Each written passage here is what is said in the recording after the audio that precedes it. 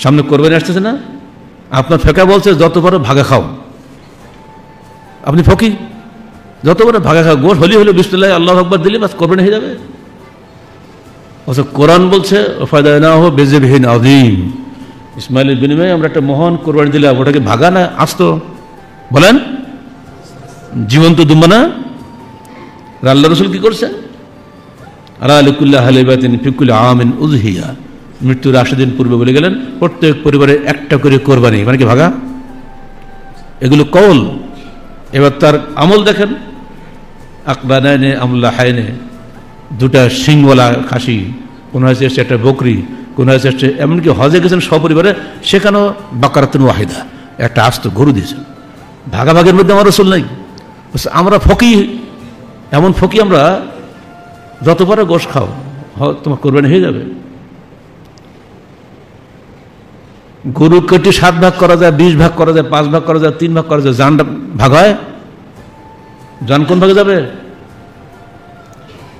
এই ফকি আমরা না, ডাইরেক্ট হাদিসে পরিষ্কার আসে দেখতে পাচ্ছি, সেটা আমরা করে যাচ্ছি। যারা বিপরীত বলেন তারা আমাদের চেয়ে 100 গুণ বড় আলেম হতে পারেন, কিন্তু রসুলের উপরে আলেম তারা নন। রসুলের কাজের উপরে কারোরই কোনো কাজ আমরা গুরুত্ব দেই না। এই ক্ষেত্রে তারা ভুল করেছেন, অন্য ক্ষেত্রে ঠিক আছে, কিন্তু এই ক্ষেত্রে তারা মারাত্মক ভুল করেছেন।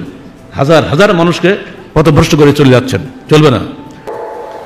7 পরিবারের পক্ষ থেকে একটি গরু কুরবানি করার কোনো হাদিস আমার এই 20-22 বছরের চূড়ান্ত তদন্তের অভিজ্ঞতাতে আসেনি।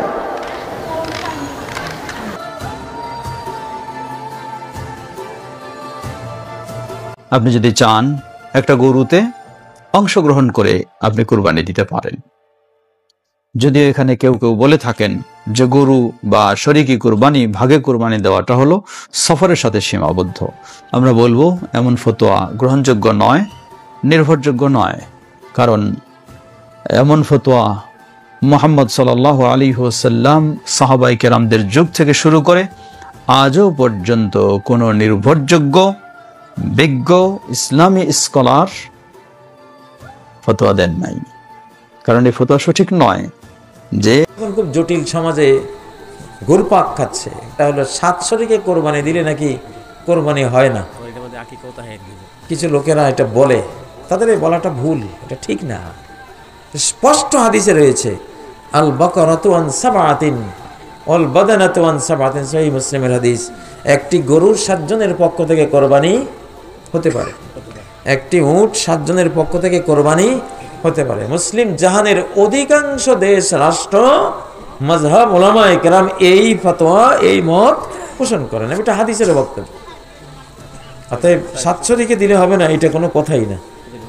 7 ভাগে কোরবানি দেওয়া জায়েজ, বেদাত হবে কেন? রাসূলুল্লাহ সাল্লাল্লাহু আলাইহি ওয়াসাল্লাম তিনি 7 ভাগে কোরবানি দিয়েছেন এবং তিনি কোরবানির নির্দেশ দিয়েছেন, এগুলি সহিহ হাদিস দ্বারা প্রমাণিত। অনেকেই বলতে পারেন যে এগুলি কোরবানি সফরে ছিল, এটা ছাড়া আর কোনো দ্বিতীয় কোনো মত নেই। কিন্তু সফর এখানে কোনো ইল্লা, এটাকে বলা ইল্লা মুত্তারিদানা বা ইল্লা, এটা কোনো ইল্লা এমন ইল্লাত না যে ইল্লাটা গ্রহণ করতে হবে, এটা নয়। রাসূলুল্লাহ সাল্লাল্লাহু আলাইহি ওয়াসাল্লাম সফরে অনেক কিছু করেছেন, তাই বলে সেটা কি অন্য সময় বাদ যাবে? এটা কখনো ঠিক নয়। এই জাতীয় ইল্লত দেওয়া কখনো উচিত নয়। কারণ 7 ভাগে কুরবানি দেওয়া যায় না, এই কথাটা আসলে বলাই উচিত না, এটা বলা যাবে না। আমরাই বলেছি আগে যে দেওয়া যায় না, ওটা আমরা ভুল বলেছি। সো কুরবানি চাইলে আপনারা দিতে পারবেন।